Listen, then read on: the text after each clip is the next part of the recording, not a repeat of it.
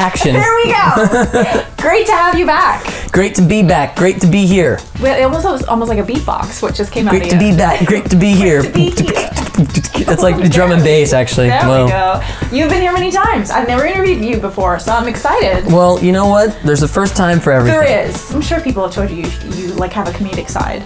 You're naturally funny. Do people tell you this a lot? Thank you. That's a big compliment. I'm glad because it helped with the TV show for so long. I think maybe being on the show maybe like increased it. But I'm talking like stand up.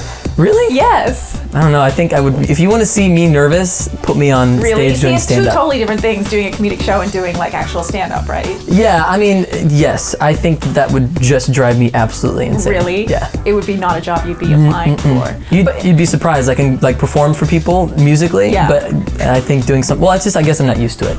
Yes. So congrats on the new music. Thank you. How have people reacted? I know the album dropped today. Yeah. Is it like releasing your child into the world? Is it nerve-wracking? Absolutely. Is it your solo? It's how is it? It's great. I've been getting a lot of cool like texts from people that wouldn't necessarily, have reached out before, and like saying like, yo, this song is really great. Right. And especially like doing it independently, like you're looking at the A&R team.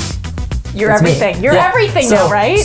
Yeah, pretty much. I mean, I have a team of people that are working with me, but it's an independent team. You're not totally solo. Yeah, people tell me their favorite songs, and I'm like, and which ones? So there's like there's patterns. Patterns are emerging. Interesting. Does it surprise you, or is it what you thought it was going to be? Are they happy mistakes? But you should do stand-up, actually. Thank you.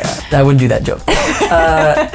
Yes, I am surprised, actually, because the ones that I was like, oh, that's a shoe-in single. There you go, that's a hit. Yeah, well, and they say they like that one, too. Yeah. But there's just, I guess, ones that I thought maybe were too messagey are actually standing out to be, like, people really like them. You know what I mean? I've never heard that term either, messagey. Well, because, look, there's Happy Mistakes, for instance, the title song has a message, and if you listen to the song, you'll get it.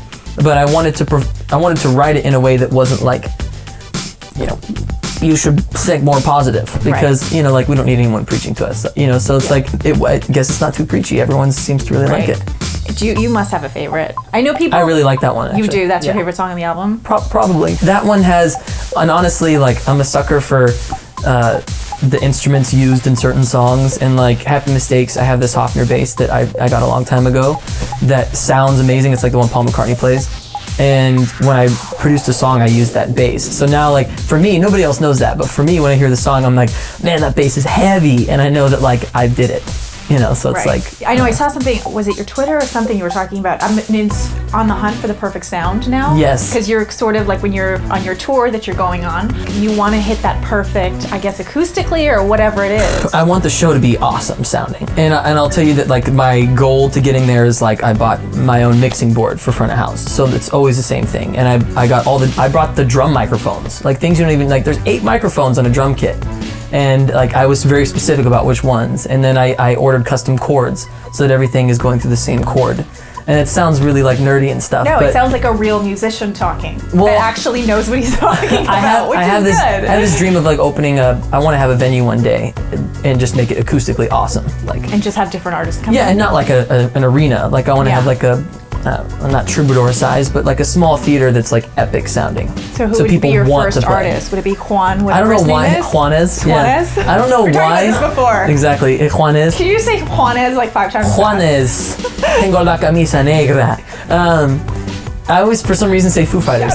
I feel like Foo Fighters would appreciate being in an acoustically tuned place. I don't know. Do you think that is achievable? Do you think the perfect sound? Absolutely. Or is it one of those things you'll be like, no, it's not good enough yet. It's going to be as good as it's going to get. And it's going to be a mix between a proper rock venue and like a theater. Because I played at a theater recently that had beautiful wooden sound baffling, and it was like where a symphony would play, basically. Yeah. And there's a great acoustic capabilities to that, but there also it's missing certain things like a rock venue has, right? So you want to mix the two and have like an awesome sounding place, but a place that's really cool, and the VIP section has to be cool but not overzealous, and like all those kind of things, you know what I mean? You're an entrepreneur these days. Sure, I like the title, that's cool. So not that I'm not embarrassing you enough, let's talk about your tats, your back tats. Sure. You've been showing them off lately. My tats.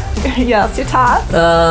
Yeah, well, on Huffington Post of all things, I lifted up my shirt on Huffington Post. So listen, if you're gonna lift up your shirt on Huffington Post, what are you gonna do at Young Hollywood?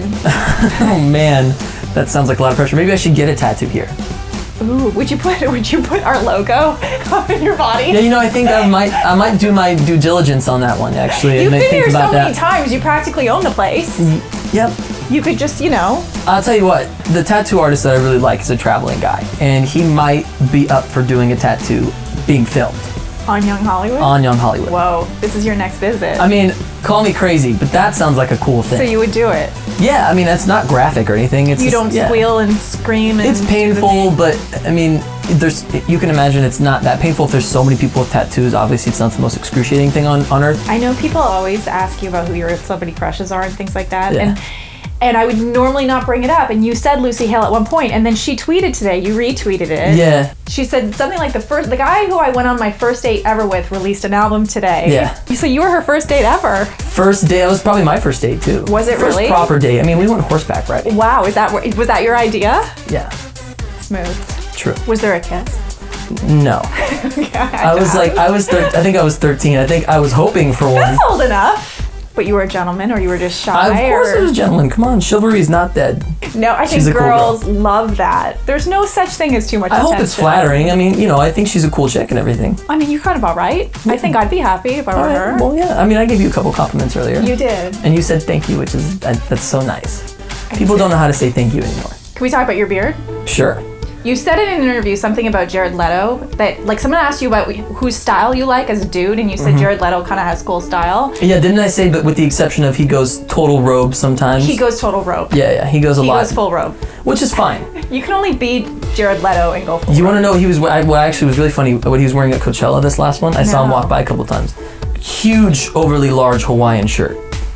with like shorts, like jorts, and like a shirt wrapped around his waist and stuff. You're teaching me so many new words here today. Jean shorts, jorts. Jorts, I love it. Come on. To take you out, not take you out. Take When? us Sure, out when? Of the interview. I'm only here for one more day, though. Oh gosh. Yeah. Sorry. Tonight. Hey! Yeah! That wasn't a This joke. interview is going so well. It wasn't a joke. All right. Go get happy mistakes. I don't know if this wonderful. might have been a happy mistake or Oh, not. it always is. I'm gonna go out with a compliment. You can just say thank you. Yeah. That's how you keep your skin looking so good. Exactly. Thank you. You don't. I don't irritate it. Hydrate your skin, guys. Lesson you just learned here. Pick up some moisturizer and happy mistakes while you're at It it. sounds so crazy. So bad right now. Just go get the CD because it's Yeah. awesome. Forget the moisturizer. Yeah, leave that at home.